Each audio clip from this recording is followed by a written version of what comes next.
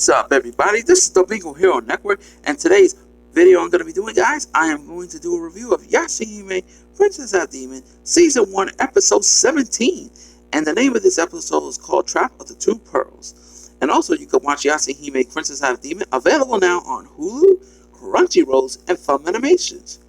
So we're going to review this right here, right now. So without further ado, let's get this started. So here we go. So we're going to review Yashahime, Princess of Demon, Season 1, Episode 17. So let's go. So we're going to start this off with Master Jamuri and Riku are together at Jamuri's Korra's dealing place. So Jamuri returns the green rainbow pearl that Riku allows him to borrow from him. So Jamuri tells Riku that the green pearl has gotten him more bounties and make more profits. With the green pearl returning to Riku, Riku stirs up an idea to start making his move. So Riku makes a visit to Kotan, where Kotan is currently setting up another spell that requires complex drawing of the ground. Riku tells Kotan that he's barely lift a finger on every time the half-demon princesses keep defeating him, and he's sure that it's taking time. So Kotan tells Riku that he is currently preparing a field called an 8-field escape trap that is based on the Fang magic. So Kotan adds that he can't decide on the keystone, which is a fixed for a point for power. So Kotan asks Riku if he would like to be the keystone. Riku denies his offer, saying that he's not strong enough for the task. Riku then suggests that he gets to Totetsu to be the keystone. So Kotan says he hasn't seen Totetsu in a while, and Riku says he'll bring Totetsu to him. So Kotan also tells Riku that he needs to lure the half-demon princesses to the field, and Riku tells Kotan that he'll think of a plan for that too. So lastly, Riku tells Kotan that Kinemura's wishes is for the rainbow pearls from the half-demon princesses, making sure that Kotan hasn't forgotten of the test. Towa and Sensei are together in search for the Mount Masubi. However, it appears that no such area exists, and it reaches out the landmark called the Mount Ulterius. Instead, Towa is left disappointed after hearing he's given information from the villager. So Sensei is sitting and relaxing with Kilala. Towa tells Sensei that this is also her problem. After they were unsuccessful in finding the correct mountain, Towa is concerned and tells her that she cannot sleep if they don't catch the dream butterfly. However, Sensei responds to Towa, saying she doesn't have a problem with that. Sensei says that they should start heading back until it still wonders of the whereabouts of the dream butterfly. At Kinemuru's ship, Zero, Tel, and Kinemuru are currently sitting next to each other. Zero asks Kinemuru if he isn't going to do anything since the four pillars has been defeated. Zero adds on that he was supposed to kill Shishomaru's daughter for her. Kinemuru replies with a "Was I?" and Zero responds by saying, "Yes, you were." Kinemuru tells her that Riku seems to be on the move, and Zero asks him if he's leaving things to him. Kinemuru tells Zero that Riku is his most trusting retainer, and that he will find Zero. Responds by saying, "Sorry about that, guys. I was yawning." But anyway, I do apologize for that yawning, guys. But anyway, back to the review. Such as an engineering person that walks off. So Riku sees her walking away and carries her reading a book. At the compound Jamuri's place, Mohar is currently cleaning while Jamuri is writing, and Takachiyo is picking on her and bossing her around. Mohar is frustrated with cleaning and asks Joffrey if he has any proper bounty hunting jobs for her. Joffrey tells Mohar there aren't any. And then Mohar and Takachiyo get into an argument with each other because Takachiyo won't stop picking on her about having to make enough money for a meal. So So Riku walks into the Jaguar's place, and John asks him what business does he have today. Riku greets Mara, respectfully notice that she is there to she's there too. So Riku asks Mara, how is the slaying of the four pearls going? Adding that he left a coming son for it. Mara goes on saying that she wouldn't have gone to slay them herself to collect the bounties, but she had no idea where they are. She also slammed Takachio with a rag. She was cleaning whatever experience herself at the moment. So Rico then tells Mara, here are rumors of of Tokisu whereabouts of Mara. Instead of Rico to tell her where he is, Rico asks Mara where is Tony's essence, and Mara tells Rico that they probably somewhere in the village. So Jabari commands Takachio to help Mara and Rico out. Toan says are by a tree where Toan is sitting down, petting Kilala, and Sensuna is standing, playing her violin. Toan speaks of the Tree of Ages, saying that they haven't seen her/it since meeting the first time. So Toan is wondering if the Trees of Ages gave up on them to slay Kitamura, or is it watching over them since they're in the midst of finding the rest of the four pearls anyways. So Toa admires the music that's in the plane shortly after Mora and Riku flying on Takachio's back. Greek Toa says until Mora tells them that she knows where Tokisu is and calls on them to go and slay him together. So Riku tells Toa that some pirate friends of his gave him the information of Toisu's whereabouts, and Toa asks how did they know where he is. Toa asks Mara if she's okay with this because they're getting closer to slay Kinemuru, which was exactly the test of the Tree of Ages asked them to do. Mara says she finds with it as long as she's making money from it. Toa reminds her that she'd rather to find the tree butterfly first before Kinemuru. Riku tells Toa that he heard the rumor from his pirate friend that the Kinemuru and the dream butterfly are connected somehow. Toa is thrilling to hear the information that the most likely encourages her more to join her and slay Toitsu. Toa then asks Riku of Kinemuru's whereabouts, but Riku tells her that he thinks that he will eventually comes out on his own after defeating the underlings of the four pearls. Sasuna continued playing her randomly peacefully and shortly joins Mora, Riku, Takachio, and Toa. On their way to find Tokisu riding on Takachio's back, Riku tells them that he last heard of Tokisu being near the river in the east. Toa asks Riku, why does he know about Kinemuru? And Riku's respond by saying Kinemuru has something that he wants and is more valuable than a rainbow pearl.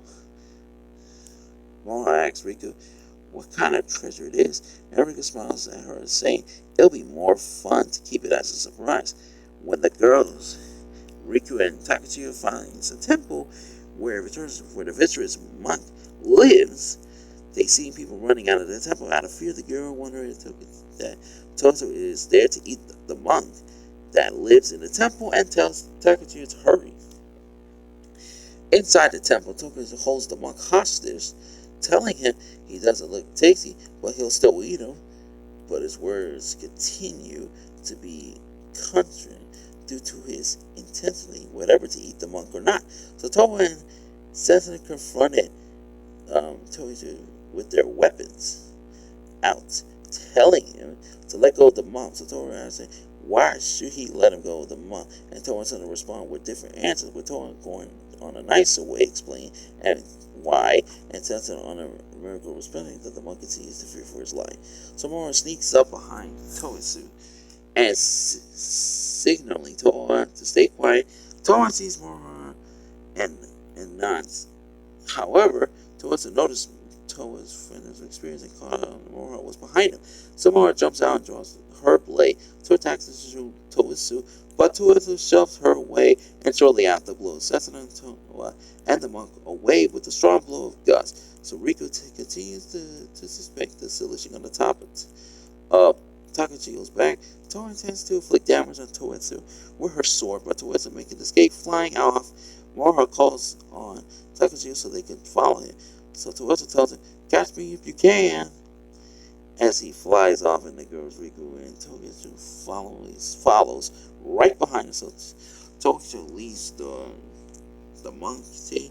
So it leads them into a place surrounding by large rocky mountains everywhere. Behind the movement of Rocky Mountain is a barrier, a demon magic trap placed by Colton. And Moroha says that it goes through the barrier and vanishes. Takachi is caught by surprise, telling Rico that they disappear. However, Rico chuckles due to being Colton's trap for the girls. So Toa and Sensei find themselves in a dreamlike place with a large single tree in the distance. Moroha finds himself with the Rocky Mountains, trying to keep her balance before she falls. Rico tells Takachi that the girls have entered the field and even he doesn't know how this will turn out for them. So Takachi was shocked, but Riku comments that the Rainbow Pearl will support lead the way. Toa and Sensei are currently confused, seeing that they lost both Moroha and Toitsu, but they plan on going forward the tree. So Moroha finds Toitsu within the Rocky Mountain. She and being using her Crimson Dragon wave attack on him. Toitsu turns out to be an illusion. Moroha is lost and calls out for Toa and Sensei, but they cannot hear her. So Toa and Sensei realize that they aren't getting any closer to the trees as they walk towards it, as well still seeing no signs of Toitsu or Moroha. And Toa calls out for Moroha, but it's impossible for Moroha to hear them or respond. So Setsuna suggests that they keep it on walking a little further. Moroha currently climbs the mountain, but continually see no end of it. So Koto is currently using his Fang magic, seeing through the gate opening, dropping in the gate of surprise. He said that Toa and Setsuna are in the gates of rest. Toa and realize that they are still not making any progress and infers that they have been capturing some sort of spell by putting the pieces together. They realize that Koten can't be the only one responsible for the strange spell. Sensei uses her dagger that she carries with her and wounds herself in the leg since Toa rejected Sephiroth's offer of cutting her with her blade. Sensei thought, wondering herself, will wake her up if there is an illusion spell, but that idea didn't work out, saying, I guess things are so simple. Toa is upset that Sensei will wound herself like that, but Sensei tells Sensei that she is too soft. Sensei confronted Toa that Toa to read her final expression earlier, leading him to the figure out that Moroha was behind him. Sensei tells Moroha not to underestimate this area. And Toa becomes a bit sad and asks, why should they do the scene? This is the kind of spell that Toa runs off and telling her to wait in the same spot because she is using her as a guide. So Kote continues using his magic, spinning the wheel he is using to control the field. So Moroha grows tired of climbing the Rocky Mountain, laying down shortly after the Rocky Mountain extends out of nowhere, and demons come flying from behind.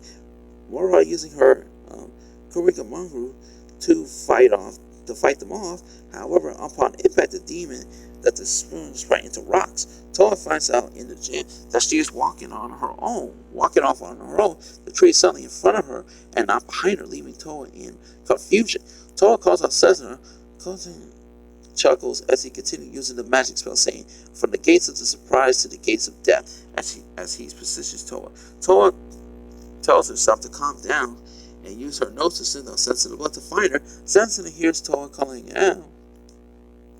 As Setsuna turns around, seeing Toa run towards her from behind, leaving her confused, Setsuna asks why is Toa behind her, since she hasn't moved at all. Toa tells Setsuna that Kota's spell twists the space around them and is going to make them go in circles. A cloud of fog passed through in front of Toa, causing her to disappear and reappear in another direction. As she runs towards Setsuna, as Toa keeps disappearing and reappearing in different directions, she continues to explain to Setsuna that Koten's spell is a manibus strip, saying that if they can't escape, they have to serve the circle itself. Setsuna asks where she cuts something if she must. Toa responds by asking her if there is a nexus of a spell somewhere that they can see. Setsuna tells Toa that they can see if it is a rift of a demon energy. She explained to Toa that their clan can snip out and rents of demon energy clash and then cuts through them.